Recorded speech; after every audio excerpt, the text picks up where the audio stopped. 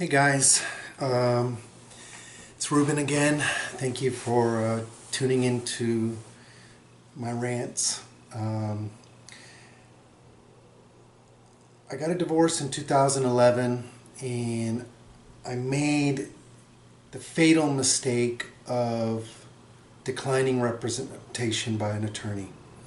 I felt bad for the divorce. I felt bad for splitting the family up.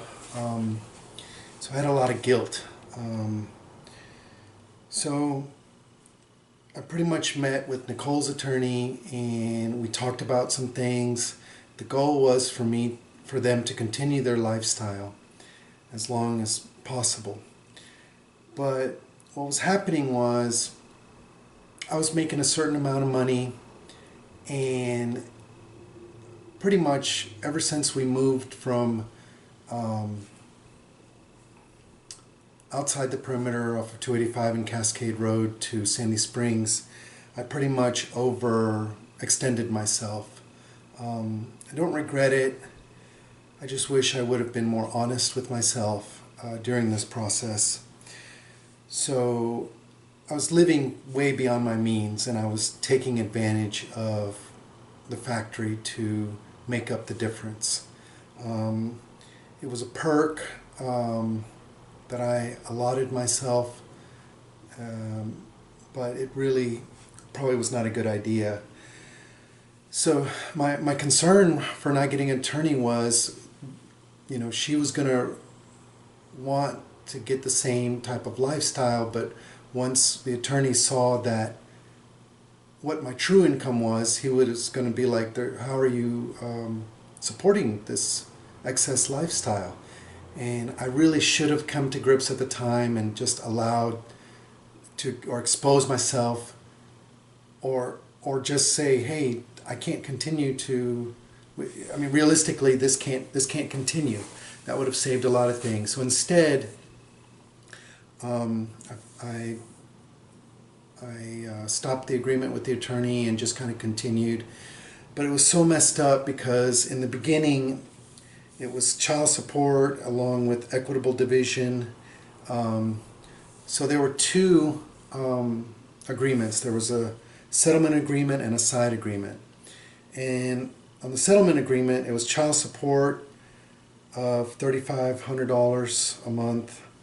And then the equitable division, I don't know why I agreed to that terminology. And this really, guys, if you're going through a divorce, do not do equitable division. Do not do business buyout. Stick to child support and spousal support or alimony. That terminology is huge. I don't know why I didn't want to agree to that. It just was so stupid of me to do that. So you probably want to get a pencil and paper to add all this down, but $3,500 in child support, $5,600 in equitable division, paying a car note of $900 for her car, paying for car insurance, which at the time the factory was paying, and in the side agreement there was paying for the house note, which was about $3,000 a month, her World Points Visa, which was $200 per week. At the time we had a Capital One card which paid for gas, so I don't know how much that was. Health insurance. At that time, health insurance was great. It was $420 for the entire family. $420 for the entire family. DirecTV, home taxes, HOA, car tag, and Netflix. If you add all that up, it was like $15,000 a month. And it never dawned on me that, holy shit, $15,000 a month, and I have to be able to net that and then some to be able to support my own lifestyle. So I don't know how I did it. I did it in a manner where it was just a bunch of payments. It was not one payment a month. It was just coming from everywhere. Nicole was on payroll. I was making the house note payment directly. I think my direct deposit was going to her, and at the time I did make a little bit of adjustment in my paycheck, so some money was coming from me, and obviously I was collecting cash from the company. which was just wrong of me. It was so wrong of me. So 2 years, when was it? I sustained that for like 4 years, from 2011 to 2015, where I hired an attorney and we went for modification. But prior to that, I asked Nicole on 2 occasions if we could modify it, just because it was killing me. There was just no way I could sustain it. And she kept on saying, no, no, no, no.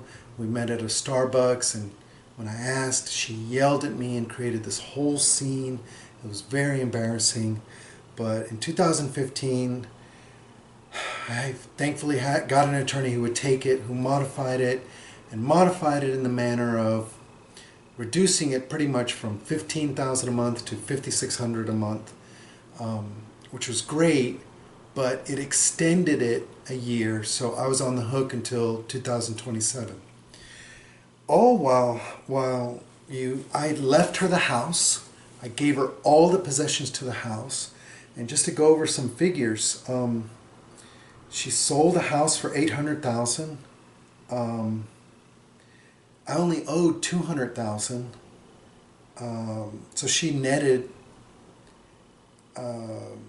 She had $440,000 capital gains from that, but she pretty much netted like $539,000, and then she bought a house for $275,000. So if she bought the house cash, she would net $266,000. So I don't know if she did that or not, or if she's making payments. If she was smart, she would have paid it outright cash.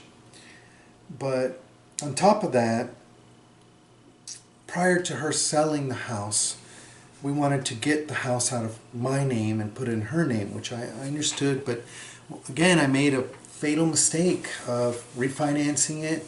And at the closing table, she got a check back for $17,000 or $18,000. And I was like, that should be my $18,000. Not to mention, because she was on payroll, we were withholding taxes for her, and she was filing taxes, and she was, through the couple years, for the 3 years that she filed taxes, she got returns for about $7,400. I mean, it's amazing at how all of that, how she just was able to get so much money from me. So I'm on payment number 46, I think. So I still have 102 payments to go. So that's my story, guys. Make sure that you are represented, that you never ever deviate from child support and alimony, and fight. The national average is 20% of your gross income. I think I was paying like 70% of my gross income, which is ridiculous. Anyways, hope this helps someone out there.